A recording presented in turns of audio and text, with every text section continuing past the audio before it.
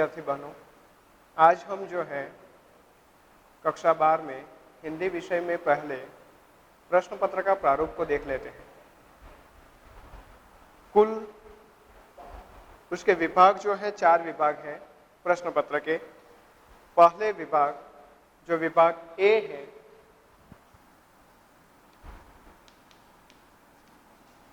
ए विभाग में कुल उसके जो है प्रश्न एक एक वाक्य के प्रश्न पूछे जाएंगे जो 5 होंगे। सही विकल्प बताने हैं, उसके 4 प्रश्न होंगे। 2-3 वाक्य में उत्तर दें, उसके 6 प्रश्न होंगे। और सविस्तार उत्तर दें, उसके 10 प्रश्न होंगे। इस प्रकार कुल देखें तो कुल 14 प्रश्न विभाग ए में पूछे जाएंगे। उनके गुण हैं 25। उसी प्रकार विभाग बी में भी वैसे ही 14 मार्क्स के 14 प्रश्न पूछे जाएंगे और उसके भी गुण बार हैं 25। उसमें भी इसी प्रकार का विभाग बी में भी रहेगा। विभाग ए जो रहे वो गद्य विभाग है और विभाग बी जो है वह पद्य विभाग। तो पद्य विभाग में भी जो है पहले 5 प्रश्न पूछे जाएंगे जो एक एक वाक्य के हैं और उसके बाद दूसरे जो प्रश्न हैं 4 मार्क्स के वो विकल्प के आधार पर हैं, सही विकल्प बताने हैं। उसके बाद 3 प्रश्न जो हैं 2-3 वाक्य के हैं जो 6 गुण के हैं और सविस्तार उत्तर के प्रश्न जो हैं 2 पूछे जाएंगे जो 10 गुण के हैं। उसमें अथवा में भी दिया जाएगा।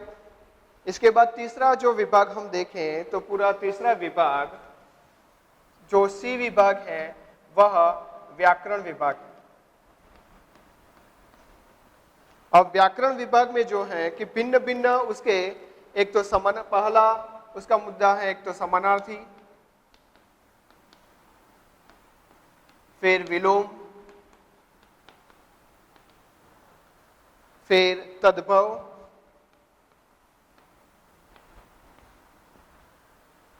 प्रत्यय या उपसर्ग,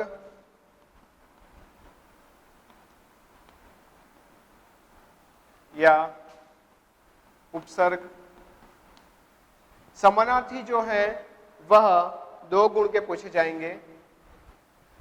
विलोम वो भी 2 गुण के।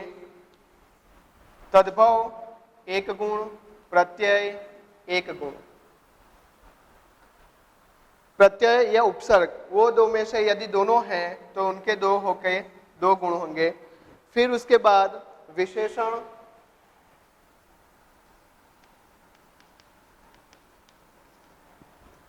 विशेषण जो है वो 2 गुण के। शब्द समूह 1 गुण।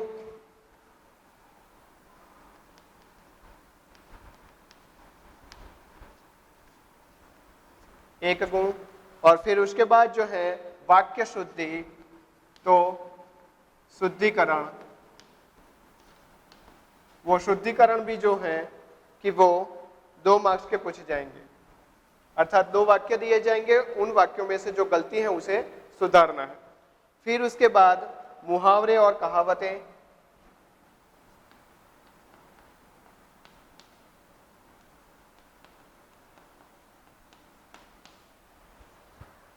मुहावरे जो हैं वो 2 गुण के और कहावत 1 गुण।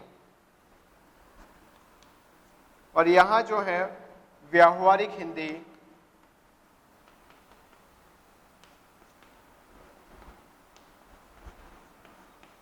हिंदी के प्रश्न वो 5 पूछे जाएंगे 5 गुण के। इस प्रकार हम देखते हैं कि समानार्थी 2, 4, 5, 6, 7, 8, 9, 10, 11, 12, 13, 14, 15 और 5, 20। कुल मिला करके 20 गुण का जो है व्याकरण विभाग रहेगा पूरे सी विभाग में। उसके बाद विभाग डी में जो है एक तो सार लेखन,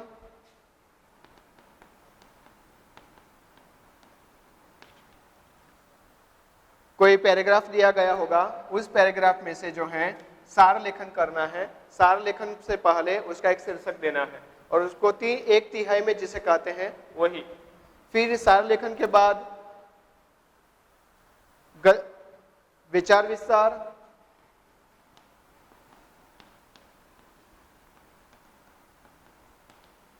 तीन गुण के, और विचार विस्तार या पद्यांश का भावार्थ। फिर उसके बाद गद्य समीक्षा,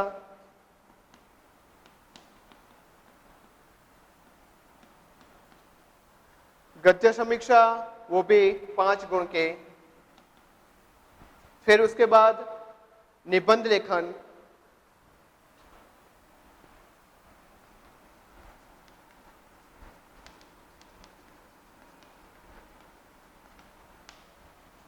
निबंध लेखन वो 8 गुण, और कहानी लेखन 4 गुण, और पत्र लेखन 5 गुण।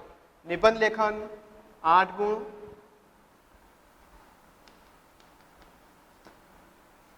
कहानी लेखन 4 गुण, और पत्र लेखन उसके 5 गुण। इस प्रकार हम देखते हैं कि कुल मिलाकर के 57 प्रश्न हैं, और उस 57 प्रश्नों के इस प्रकार जो है 100 गुण में विभाजित किए जाते हैं। पहला गद्य विभाग 25 गुण का, पद्य विभाग 25 गुण का, 50 दो में से। उसके बाद व्याकरण विभाग 20 गुण का, और ये जो है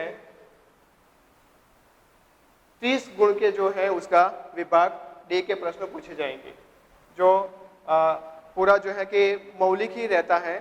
सारे विद्यार्थियों को अपनी सूझबूझ के आधार पर, अपनी कल्पना शक्ति के आधार पर यह विचार विस्तार, गद्य समीक्षा, सार लेखन, निबंध लेखन, कहानी लेखन और पत्र लेखन करना होता है। आज जो है हम हमारे पाठ्यक्रम की पहली कविता कृष्ण भक्ति, वो उसके रचनाकार जो है वो कवयित्री मीरा है। तो कृष्ण भक्ति के 2 पद रखे गए हैं। उन 2 पदों को देखने से पहले माता मीरा का परिचय देखना जरूरी है। उनका जन्म हम देखें तो मीराबाई का जन्म जोधपुर के कुकड़ी गांव में राव रत्न सिंह राठौड़ के वहां हुआ था। जोधपुर के कुकड़ी गांव के राव रत्न सिंह राठौड़ के परिवार में उनका विवाह मेवाड़ के राणा महाराणा सांगा के कुंवर भोजराज से हुआ था। उनके पति की मृत्यु के बाद अधिकांश समय उनका कृष्ण भक्ति में और साधु संतों के संग में ही बीता। ज्यादातर पति की मृत्यु की वजह से उनको भौतिक जीवन से जो है निराशा हो गई, और भौतिक जीवन से निराशा होना, विरागता होना, और दूसरी ओर जो है उनको कृष्ण के प्रति भक्ति में और तल्लीन होना। तो भौतिक जीवन से विरागता की वजह से उन्होंने जो है कि अपने घर का त्याग कर दिया। घर का त्याग करने के बाद वे जो है कि अपने गुरु संत रैदास के पास गई, और उनको संत रैदास से उन्होंने दीक्षा ली। यहाँ संत रैदास सामाजिक दृष्टि से निम्न कुल के थे, फिर भी उन्होंने, मीरा जी ने उनके बारे में सुन रखा था। कहते हैं कबीर कि जाति न पूछो साधु के, पूछ लीजियो ज्ञान, मोल करो तलवार का, पड़ा रहन दो म्यान।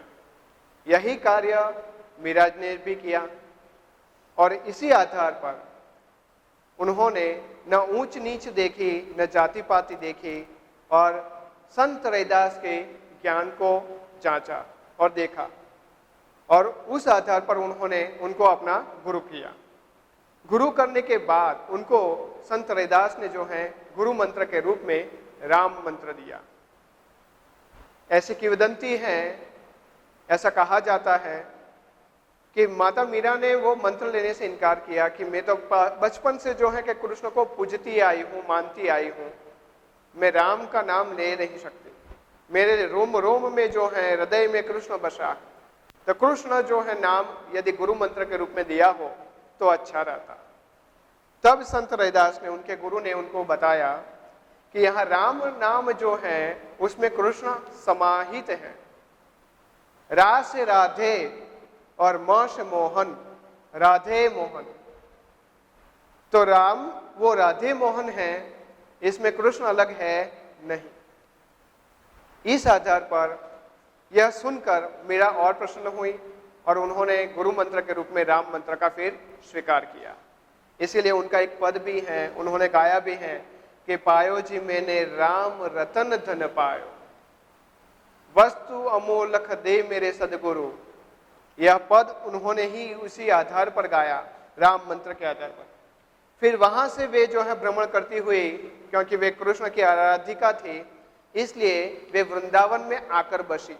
उनका पूरा जीवन वृंदावन में बीता, कृष्ण भक्ति में लीन होकर बीता।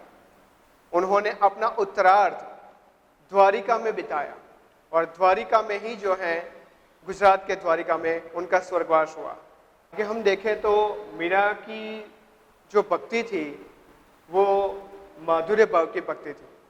माधुर्य भाव जहाँ प्रेम का भाव होता है, उस प्रकार की कृष्ण के प्रति उनके पदों में दास्य दैन्य भाव भी देखने को मिलता है।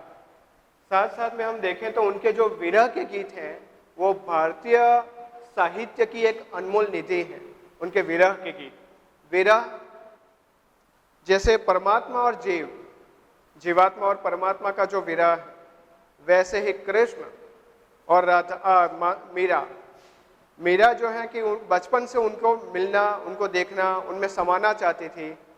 वह विरह, वह तड़प उनके पदों में देखने को मिलती है। इसी के आधार पर और आगे हम देखें तो उनके पद संपूर्ण भारत में प्रचलित हैं, अर्थात सब पूरे भारत में उनके पद गाए जाते हैं। और हिंदी और गुजराती दोनों की वे कवयित्री मानी जाती है, दोनों भाषाओं में।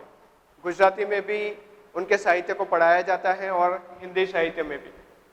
पदों की भाषा को देखें तो उन्होंने राजस्थान की थी, इसलिए उनके पदों में राजस्थानी, वहाँ वृंदावन में जीवन अपना बिताया, इसलिए ब्रज प्रदेश में भी उनके भाषा का, उनके पदों में राजस्थानी और ब्रज प्रदेश की ब्रज भाषा भी, और गुजरात में द्वारका में रही तो इसलिए गुजराती भी उनके पदों में वो भाषा मिलती है। तो 3 भाषाएं उनके पदों में मिलती हैं, तो राजस्थानी, ब्रज और गुजराती। उनकी जो भी रचनाएं हैं, जितने पद हैं, विरह के गीत हैं, वो सारे जो हैं मीरा पदावली की रचना में संग्रहित है।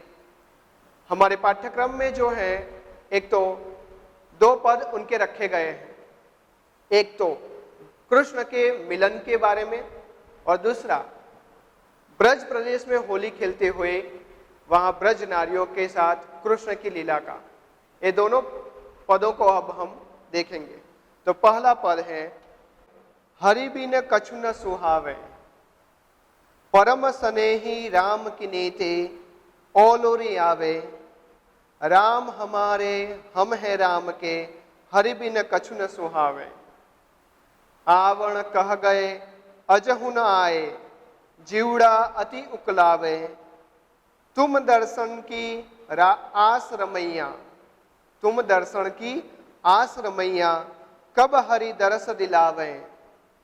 चरण कवल की लगनी लगी नित, बिन दर्शन दुख पावे। चरण कवल की लगनी लगी नित, बिन दर्शन दुख पावे। मीरा को प्रभु दर्शन दीजियो, आनंद वर्ण्यू न जावे। इस प्रथम पद में जो है कृष्ण के वियोग की बात मीरा जी ने प्रस्तुत की है। तो हरि के बिना, हरि बिन कछु न सुहावे, यहाँ हरि का अर्थ है हरि अर्थात भगवान श्री कृष्ण। हरि यानी भगवान या श्री कृष्ण। तो भगवान के बिना कछु न सुहावे, सुहावे अर्थात सुहाना, अच्छा नहीं लगना।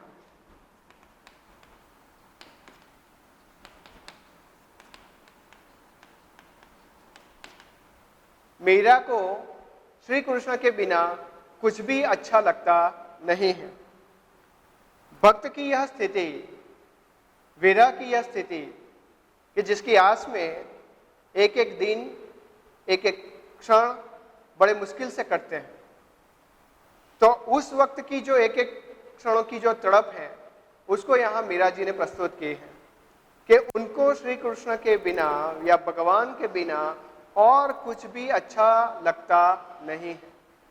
न तो बाह्य भौतिक वस्तुएं, न बाह्य आनंद प्रबोध करने वाली कोई चीजें, पूरा मन उनको जो है कि निरंतर उनका वे श्री कृष्ण को याद करता रहता है। आगे वे कहती हैं, परम स्नेही राम की नीति औलूरी आवे, अर्थात परम स्नेही, परम यानी श्रेष्ठ,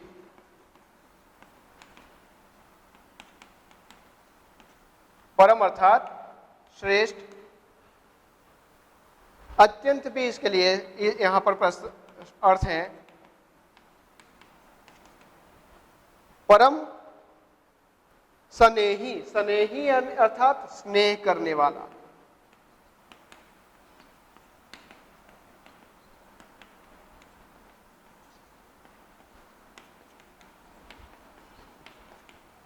कौन है स्नेह करने वाला?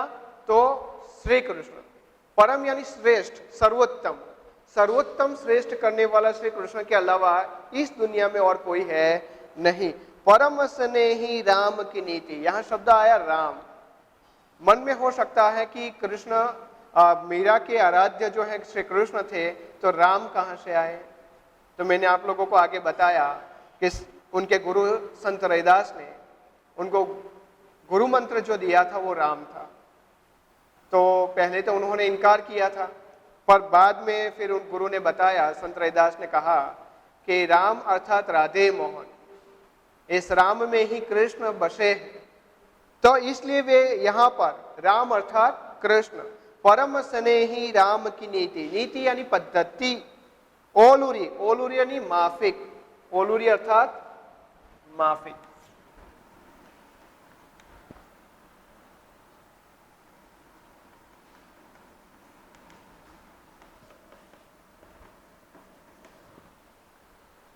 अनुकूल,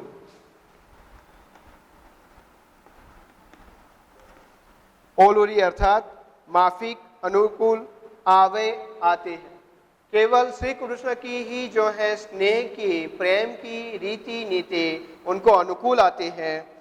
वे आगे कहती हैं कि राम हमारे हैं, राम हमारे हम हैं राम के, हरि बिन कछु न सुहावे, अर्थात राम हमारे हैं, यानी इन्होंने जो है श्री कृष्ण से अपना पूरा गाढ़ संबंध जोड़ दिया है कि वे किसी और के नहीं, श्री कृष्ण किसी और के नहीं, पर केवल मेरे हैं। राम हमारे, हम हैं राम के, और मैं किसी और की नहीं पर केवल राम की अर्थात श्री कृष्ण की हूं। तो इस प्रकार भक्त ने अपने आराध्य के प्रति जो है कि एक गाढ़ संबंध जोड़ा है। श्रीमद् भगवत गीता में भी जो है श्री कृष्ण ने भक्ति योग में भिन्न भिन्न रूप से भक्त भगवान से संबंध जोड़ सकता है।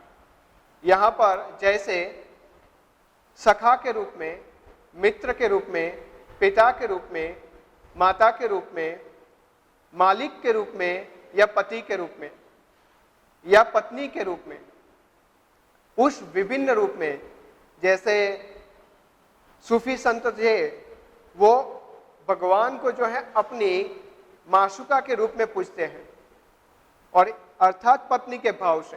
तो ये सारे जो भाव हैं उसमें माधुर्य भाव है। तो यहाँ मीरा ने कृष्ण को, जो कृष्ण के प्रति जो आराधना थी, कृष्ण के प्रति जो संबंध जोड़ा था, वो पति पत्नी का था। उस रूप से संबंध जोड़ने के आधार पर वह श्री कृष्ण से जो है एकदम और घनिष्ठ संबंध जोड़ना चाहती हैं। इसलिए कहती हैं, राम हमारे हम हैं राम के, हरि बिन कछु न सुहावे, उनके बिना और भी कुछ अच्छा लगता नहीं। जिस प्रकार सती नारी को अपने पति के अलावा और कोई शुद्ध नहीं रहती, मन मस्तिष्क में वो ही रहते हैं, वैसे माता मीरा के मन में श्री कृष्ण के अलावा और कोई होता नहीं है। आवण कह गए अजहु न आए, आवण आवण यानी आना,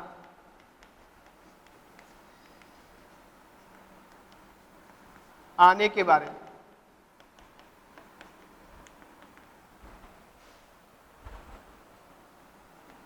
अजहू, अभी तक।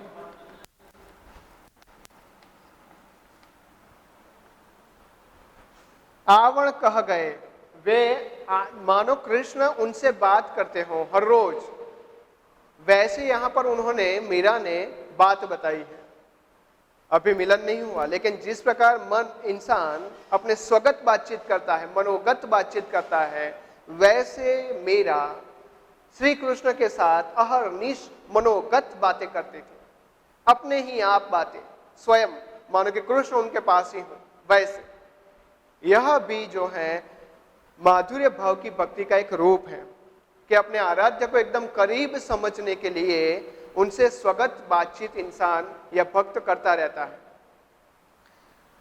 तो आवण कह गए अजहू न आए, श्री कृष्ण ने मानो मीरा से कहा हो कि मैं आऊंगा, लेकिन अभी तक वे आए नहीं है। अजहू, अभी तक वे आए नहीं है, इसलिए जीवड़ा अति उकुलावे। जीवड़ा, जीवड़ा अर्थात जेव,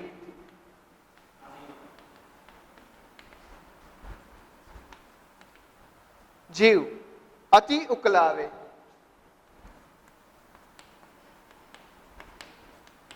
बेचैन होना, व्याकुल।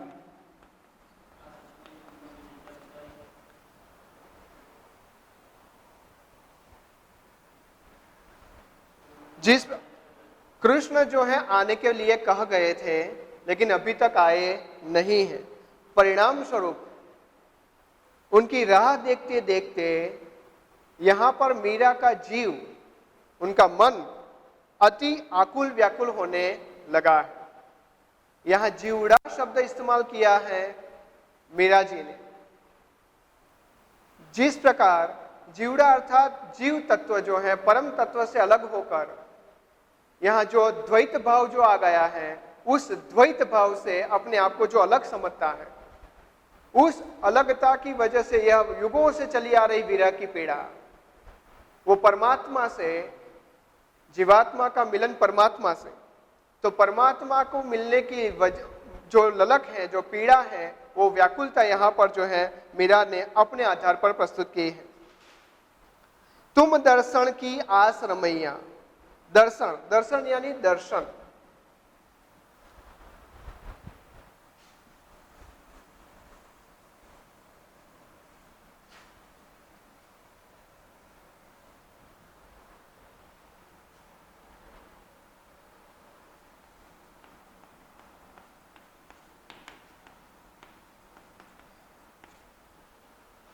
रमैया यानी रममाण होना। तुम दर्शन की आस रमैया, श्री कृष्ण के दर्शन के लिए आंखें जो है उनकी बचपन से व्याकुल हैं, उनके श्री कृष्ण के एक दर्शन के लिए। भक्त जब अति व्याकुलता से हर रोज पुकारता है, याद करता रहता है, तो सगुण भाव की भक्ति में यह कहा जाता है कि अभी तक बहुत सारे ऐसे संतों हुए हैं और हो रहे हैं कि जिनको सगुण ईश्वर जो है दर्शन देते हैं। तो वे तुम दर्शन की आस रमैया, तुम्हारे दर्शन की आस में, आशा में यह मन जो है रमा रहता है। कब हरि दरस दिलावे, ये हरि श्री कृष्ण कब दर्शन देंगे, इसकी आस लगी रहती है।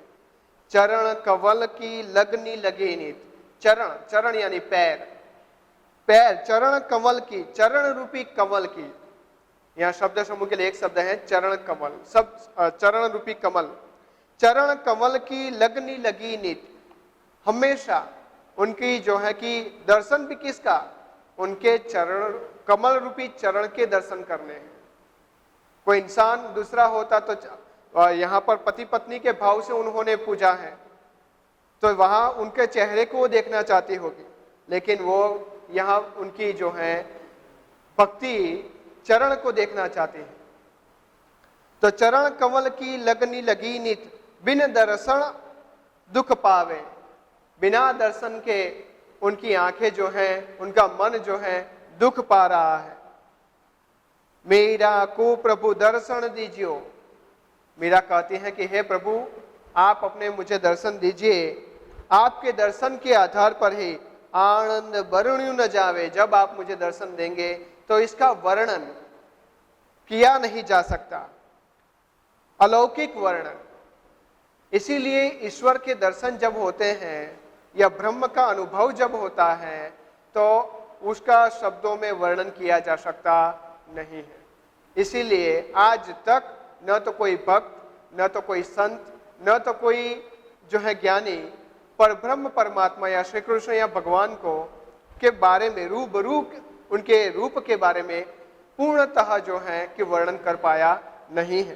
तो मीरा कहती है, मीरा को प्रभु दर्शन दीजियो, आनंद वर्ण्यु न जावे। प्रभु का जब दर्शन होगा, श्री कृष्ण के चरण कमल के दर्शन होंगे तो उसका वर्णन जो है कि उसके आनंद का वर्णन शब्दों में बयां किया जा सकेगा नहीं। यहाँ आज हम पहला पद ही देखते हैं, दूसरे तास में हम दूसरा पद देखेंगे। धन्यवाद।